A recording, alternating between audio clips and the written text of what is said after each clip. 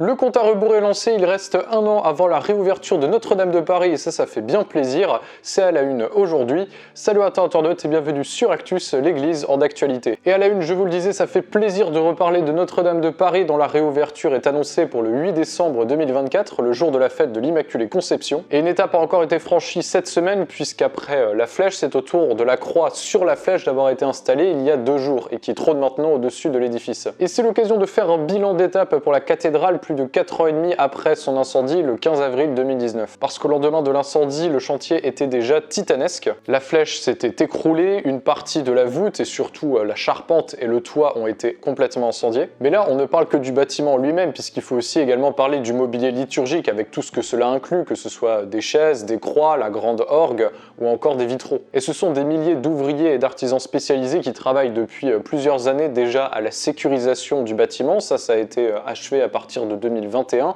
et maintenant à sa reconstruction. Cette restauration d'ailleurs elle est bien aidée par les 840 millions de dons qui ont été versés par des entreprises et des particuliers pour la reconstruction de Notre-Dame, alors que le coût des restaurations est pour le moment établi à un demi-milliard d'euros, mais cela risque évidemment d'évoluer. Alors même si cela fait plusieurs années, il y a encore aujourd'hui des controverses sur les origines de l'incendie de la cathédrale, même si la thèse principalement retenue aujourd'hui n'est pas celle d'un incendie criminel mais bien celle d'un accident, notamment avec les révélations du Canard enchaîné la semaine qui a suivi l'incendie. Le départ de l'incendie serait probablement dû à un court-circuit qui menait vers une cloche qui est actionnée par un système électrique. Bon, ça c'était la parenthèse origine de l'incendie. Vous le savez, l'objectif du gouvernement était de réouvrir la cathédrale pour les JO de Paris. Un délai de 5 ans qui, comme vous l'imaginez, n'a pas manqué de faire énormément réagir car beaucoup estimaient ce projet inatteignable en si peu de temps. Malgré la volonté d'Emmanuel Macron de rouvrir l'édifice pour les JO de Paris, elle ne sera pas prête pour les JO mais sera bien rouverte en 2024, le 8 décembre plus précisément. Et force est de constater que le chantier tient ses délais jusqu'à aujourd'hui puisqu'aucun retard important n'est à noter. Même si, attention, il faut bien le noter, le chantier ne s'achèvera pas en décembre 2024, il s'agit donc bien de la réouverture, mais les chantiers de restauration se poursuivront bien après cette date, encore pendant plusieurs années. Le chantier a été conduit pendant plus de 4 ans par le général Georges Lain avant sa mort accidentelle dans l'Ariège cet été. Il a été grandement salué par les travailleurs du chantier, ses différents collaborateurs ainsi que des politiciens pour son rôle dans la restauration de Notre-Dame, si bien que son nom a été gravé aujourd'hui sur le bois de la croix qui va trôner sur Notre-Dame de Paris pour lui rendre hommage. Et c'est son bras droit Philippe Jost qui a été désigné pour finaliser ce chantier du siècle. Alors rendez-vous en 2024 pour la réouverture de Notre-Dame de Paris et d'ici là n'oublie pas de t'abonner à la chaîne car on aura sûrement l'occasion de reparler de cette cathédrale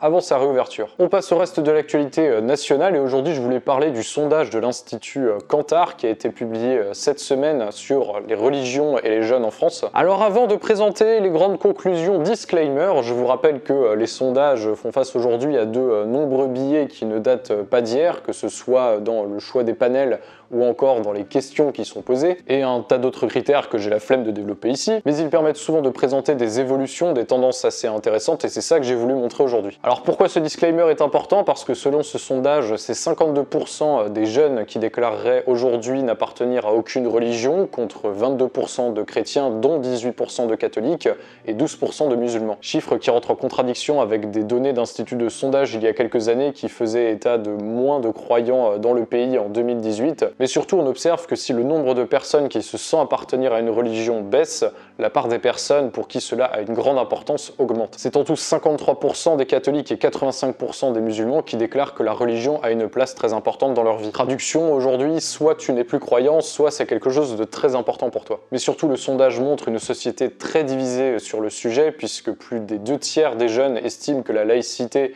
dans l'état actuel devrait être réformée, mais la moitié de ces personnes estiment qu'il faudrait aller vers plus de fermeté et l'autre moitié vers plus de tolérance envers les cultes. Enfin, les jeunes sont aussi divisés sur la place qu'a le religieux aujourd'hui en France factuellement. Plus de 47% estiment que cette place a reculé ces dernières années, contre 37% qui estiment que la place du religieux a pris plus d'importance ces dernières années dans le pays. Perso, je trouve que ça montre bien la tendance actuelle, assez bipolaire d'ailleurs, de la jeunesse française, à vouloir moins de religieux mais plus de spiritualité.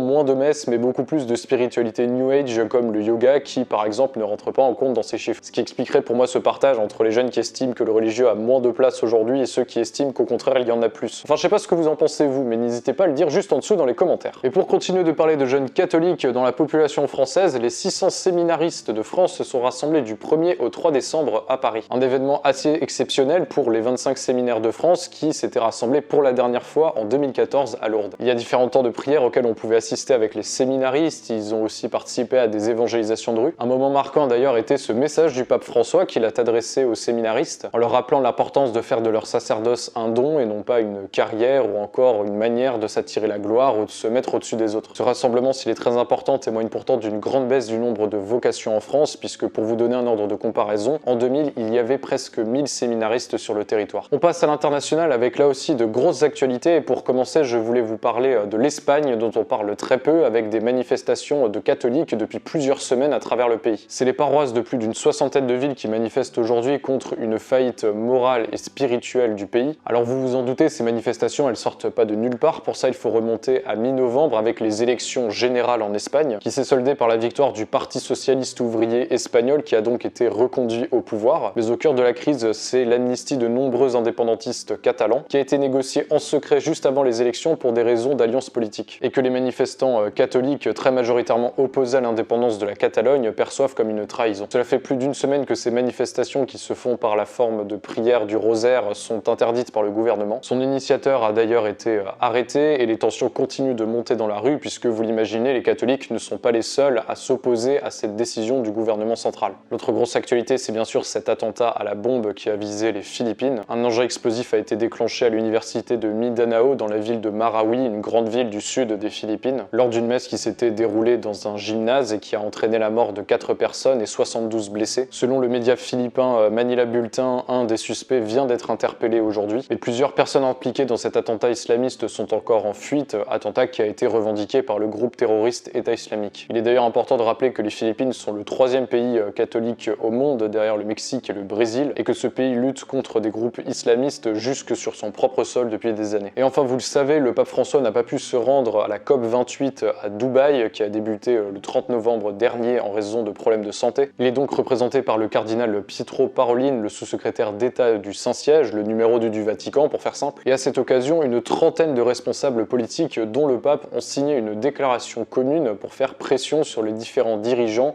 en vue de lutter contre le dérèglement climatique. L'implication des différents mouvements religieux dans les COP se fait de plus en plus présente chaque année pour pouvoir influer sur le débat. La COP s'achèvera mardi prochain, on verra donc les suites de tout ça dans le prochain épisode d'Actus. Et pour l'événement, bien sûr, impossible de passer à côté, c'est la Fête des Lumières qui se déroule à Lyon depuis hier et qui s'achèvera dimanche soir. Et pour les malheureux qui ne connaîtraient pas cette fête, que j'ai d'ailleurs eu l'occasion de vivre moi-même quand j'habitais à Lyon, il s'agit de différents soirs où les Lyonnais vont mettre des bougies à leurs fenêtres, faire différentes processions vers la basilique de Fourvière. Et contrairement à ce qu'on pourrait penser, cette fête ne vient pas de l'époque médiévale comme beaucoup de traditions de processions par exemple, mais de 1852 seulement. L'histoire est assez folle, elle date du jour de l'inauguration de la statue de la Vierge Marie sur la basilique de Fourvière, qui à la base était prévue le 8 septembre, qui a dû être repoussée au 8 décembre à cause d'inondations, et qui a failli ne pas se dérouler le 8 décembre à cause de gros orages. Et ce n'est qu'assez tard dans la journée que ces orages sont passés et que les Lyonnais ont décidé de sortir pour fêter cette inauguration, et pour l'occasion, ont décidé spontanément de mettre des bougies à leurs fenêtres et de partir en direction de la basilique. Et depuis, cette tradition est restée à Lyon et s'est étendue puisque c'est de nombreux monuments historiques qui sont aujourd'hui illuminés à travers la ville. Et on continue de faire des processions vers Fourvière et de mettre des lumières aux fenêtres. Donc si vous avez jamais visité Lyon, profitez-en, c'est peut-être le meilleur timing pour y aller, la Fête des Lumières. Et je profite d'ailleurs de cet événement pour vous partager la sortie du dernier clip de Gab, Lumière, qui est sorti à l'occasion de cette fête et qui a été complètement filmé sur la basilique de Fourvière. Alors perso, j'aime énormément le rap, mais je vous préviens, le clip est à couper le souffle, donc même si c'est pas trop votre style musical, je vous conseille vraiment de le regarder.